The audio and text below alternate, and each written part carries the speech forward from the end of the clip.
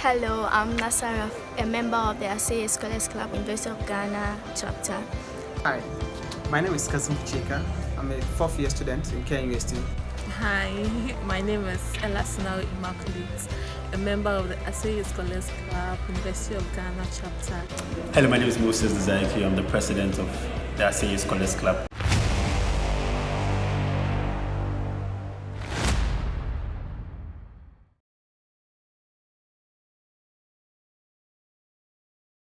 I joined the club because I just wanted to take opportunities. Aside our course line, you really have to do other things that would create opportunities for you to learn and then explore. Now I'm learning about free marketing, I'm learning about socialism, I'm learning about capitalism. And then with all this perspective, I know that when I become a leader one day, I would really strengthen the advocacies of free market and really help create jobs for the people. I'm the vice president for ACEYE Scholars Club, KNUST chapter. Before joining the club, I had seen, an advert of it, and it was intriguing. Some of the things I saw, I realized that this was a club that was into empowerment of the youth, influencing policies to ensure that governance and everything in Africa goes right. And they are also interested in ensuring that entrepreneurship is something that the youth embrace. And these are critical areas that I am passionate about. And these are some of the factors that influenced me to join the ACEYE Scholars Club. I joined ACEYE Scholars Club because I'm passionate about leadership, and I believe that it's the best medium for me to be able to learn and grow and become the leader that this world needs. I've learned a lot and it has been very impactful.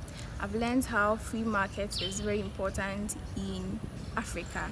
And so I believe that free market is the solution to Africa's problem. I joined the club because ACEYE offers me the opportunity to hone my leadership skills, and it provides me with knowledge with regards to economics that would help to change the African narrative. And so once I got engaged with the club, I found out that most of the things that are being taught at the club are things that the regular Ghanaian doesn't know. And it's important that I learn those things to be able to cause change in my communities.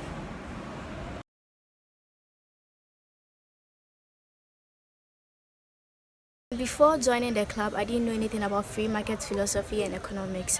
So after joining the club, I learned about the free market philosophy and economics, where I learned that free market is the voluntary exchange of goods and services with little or no intervention from the government, and the people are able to exchange things as they please. Free market is when the government limits its involvement in the economy, thereby leaving citizens to be able to establish their own businesses, reducing taxes and helping them grow their business.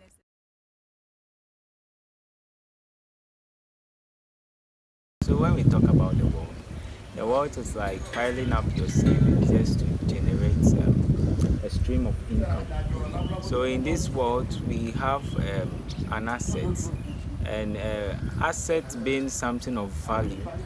And asset comes, they come in stock and flows.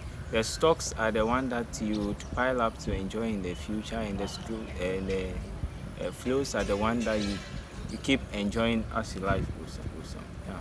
So I've also realized that Africa is being blessed with a lot of minerals, a lot of things, but due to the kind of taxes and laws the government impose on the citizens, they are not able to create a stable economy. So first of all, I think to create wealth for the African continent, the first thing would be to reorient our thinking.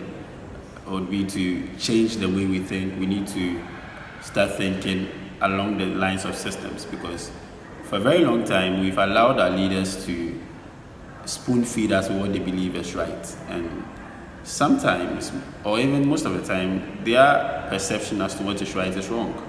And so we need to create an environment where everybody can share their opinions and perspectives, and collectively we determine for ourselves what is truly right and what works for us as a continent. Not based on textbook knowledge or anything, but pragmatic policies that have been tested and tried and would work to inure to the benefit of the African continent. Also, there needs to be a reorientation of our economic system, and we need to change into imbibing what the free market stands for. And so a lot of studies have proven, research has proven that the free market philosophy would be the economic liberator for everybody on the continent if it's implemented well.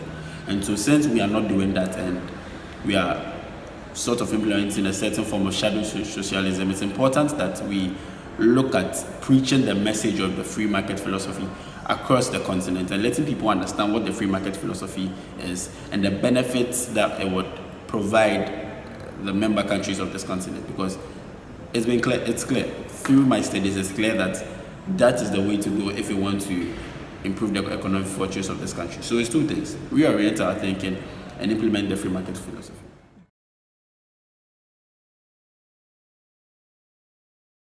It's a unique way of tackling problems and situations on the ground. It's not about providing solutions. It's about finding the cause of the problems and eliminating the problem completely. When you look at businesses, especially private businesses, they are not thriving in this economy because the corporate taxes on businesses is too high. So people fail to establish their own businesses. And this is causing a lot of unemployment among the youth in the country. That is why a lot of youth are involved in things like galamsey and others. So to solve this problem, government has to think systematically by finding the root cause of the problems. And the root cause of the problem is about taxes that are on businesses and the policies and laws governing the creation of private businesses. And so with regards to systems thinking and traditional thinking, I believe that successive governments have focused on just traditional thinking.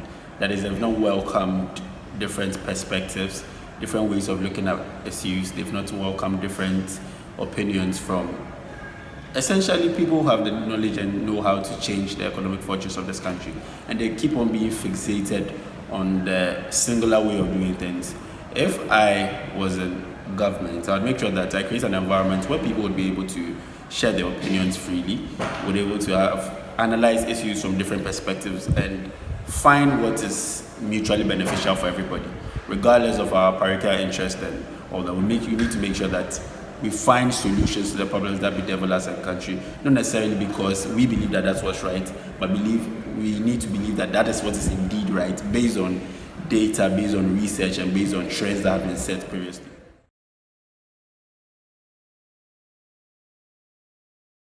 I want to become a leader one day, and a great one, of course, who would take the people into interest, who would bring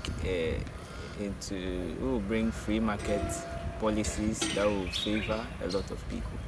So learning from ACEYE, I've realized that Singapore is one of the stable economies in the world.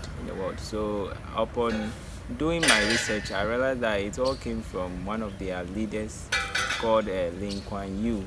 Lee Kuan Yew is a kind of person who did a lot of great things in the life of those from Singapore.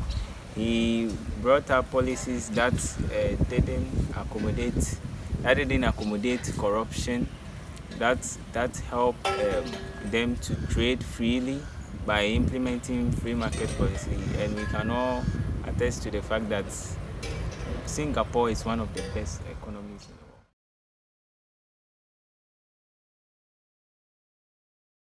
world. So African leaders blame our predicaments and misfortunes on the colonial masters instead of them to pick up from where they left off and gather themselves up and find solutions to our problems. They just pick points and then they want to believe that this is our fate or something.